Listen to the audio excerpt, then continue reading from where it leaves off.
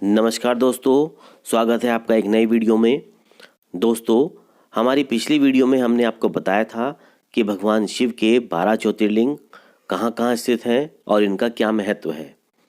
आज हम अपनी वीडियो में आपको उन्हीं ज्योतिर्लिंगों में से प्रथम ज्योतिर्लिंग सोमनाथ ज्योतिर्लिंग की कथा के बारे में बताते हैं।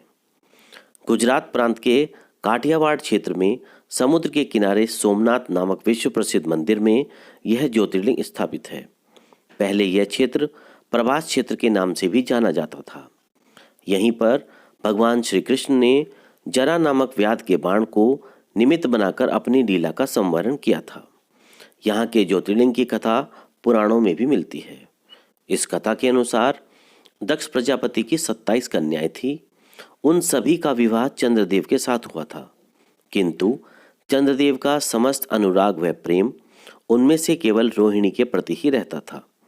उनके इस कृत्य से दक्ष प्रजापति की अन्य कन्याएं बहुत दुखी रहती थी। उन्होंने अपनी व्यथा अपने पिता को सुनाई। तब दक्ष प्रजापति ने इसके लिए चंद्रदेव को अनेक प्रकार से समझाया, किंतु रोहिणी के वशीभूत उनके हृदय पर इसका कोई प्रभाव नहीं पड़ा। अंततः दक्ष ने क्रोधित होकर उन्हें क्षयग्रस्त हो जाने का श्राप दे दिया। इस श्राप के कारण चंद्रदेव तत्काल क्षयग्रस्त हो गए। उनके क्षयग्रस्त होते ही पृथ्वी पर सारा कार्य रुक गया। चारों ओर त्राही त्राही मच गई। चंद्रमा भी इससे बहुत दुखी और चिंतित हुए। उनकी प्रार्थना सुनकर इंद्र आदि देवता तथा वशिष्ठ आदि ऋषिगण उनके उद्धार के लिए पितामह ब्रह्मा जी के पास गए। सारी बातों को सुनकर ब्रह्मा जी ने कहा, चंद्रमा अपने शाप विमोचन के लिए अन्य देवों के साथ पवित्र प्रभास क्षेत्र में जाकर मृत्युंजय भगवान शिव की आराधना करें। उनकी कृपा से ही इसका शाप नष्ट हो जाएगा और ये रोग मुक्त हो जाएंगे। कथा के अनुसार चंद्रदेव ने मृत्युंजय भगवान की आराधना का सारा कार्य पूरा किया। उन्होंने घोर तपस्या करते हुए 10 करोड़ बार मृत्युंजय मंत्र का जाप किया। इससे प्रसन्न होकर भगवान शिव ने उन्हें अमृत का वरदान प्रदान किया। उन्होंने कहा, चंद्रदेव, तुम शोक न करो। मेरे वर से तुम्हारा शाप मोचन तो होगा ही, साथ ही प्रजापति दक्ष के वचनों की भी रक्षा हो जाएगी। कृष्ण पक्ष में प्रतिदिन तुम्हारी एक एक कला क्षीण होगी, किंतु पुनः शुक्ल पक्ष में उसी क्रम से तुम्हारी एक एक कला बढ़ जाया करेगी। इस प्रकार प्रत्येक पूर्णिमा को तुम्हें पूर्ण चंद्रत्व प्राप्त होता रहेगा। चंद्रमा को मिलने वाले इस वरदान से सारों लोगों के प्राणी प्रसन्न उठे। सुधाकर चंद्रदेव पुनः 10 दिशाओं में अपना कार्य पूर्ववत करने लगे। शाप मुक्त होकर चंद्रदेव ने अन्य देवताओं के साथ मिलकर मृत्युंजय भगवान से प्रार्थना की कि आप माता पार्वती जी के साथ सदा के लिए प्राणों के उद्धार के लिए यहाँ पर निवास करें। भगवान शिव ने उनकी इस प्रार्थना को स्वीकार किया और तभी से भगवान शिव ज्योतिर्लिंग के रूप में माता पार्वती के साथ यहाँ पर रहने लगे। ज्योतिर्लिंग की महिमा महाभारत, श्रीमद् भागवत तथा स्कंद पुराण आदि में विस्तार से बताई गई है।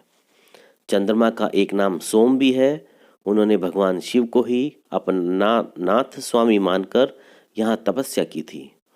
तभी से इस ज्योतिर्लिंग को सोमनाथ कहा जाता है। इसके दर्शन, पूजन, आराधना से भक्तों के जन्म जन्मांतर के सारे पाप नष्ट हो जाते हैं तथा भगवान शिव और माता पार्वती की अक्षय कृपा का पात्र बन जाते हैं। मोक्ष का मार्ग उनके लिए सहज ही सुलभ हो जाता है। उनके सारे कृत्य स्वयं सफल हो जाते हैं। भारतीय उपमहाद्वीप के पश्चिम में अरब सागर के तट पर स्थित आदि ज्योतिर्लिंग श्री सोमनाथ महादेव मंदिर की छटा ही निराली है। यह तीर्थस्थान देश के प्राचीनतम तीर्थस्थानों में से एक है। वहीं ऋग्वेद में भी सोमेश्वर महादेव की महिमा का उल्लेख किया गया है। यह मंदिर गर्भगृह, सभा मंडप और नृत्य मंडप 3 प्रमुख भागों में विभाजित है। इसका 150 फीट ऊंचा शिखर है। इसके शिखर पर स्थित कलश का भार 10 टन है और इसकी ध्वजा 27 फीट ऊंची है। इसके आबादित समुद्र मार्ग दृष्टांत के विषय में ऐसा माना जाता है कि यह समुद्र मार्ग परोक्ष रूप से दक्षिणी ध्रुव में समाप्त होता है। यह हमारे प्राचीन ज्ञान व सूझबूझ का ही अद्भुत साक्ष्य माना जाता है। इस मंदिर का पुनर्निर्माण महारानी अहिल्याबाई ने करवाया था। सोमनाथ भगवान का मंदिर आक्रांताओं ने कई बार इसको तोड़ा है। वर्तमान में जो ये मंदिर है, इसका पुनर्निर्माण सरदार वल्लभ भाई पटेल ने करवाया था। सोमनाथ मंदिर कैसे पहुंचना है?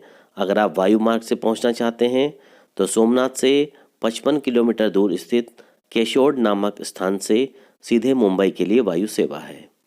केशोड़ और सोमनाथ के बीच बस व टैक्सी सेवा भी चलती है।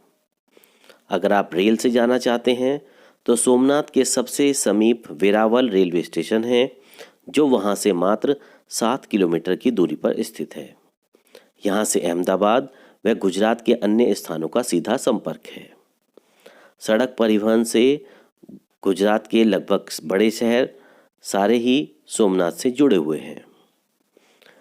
तो दोस्तों, ये कथा थी सोमनाथ ज्योतिर्लिंग की। आशा करता हूँ आपको कथा पसंद आई होगी, आपको जानकारी मिल गई होगी कि सोमनाथ ज्योतिर्लिंग क्यों प्रसिद्ध है। तो वीडियो अच्छी लगी है तो वीडियो को लाइक कीजिए, चैनल को सब्सक्राइब कीजिए। धन्यवाद।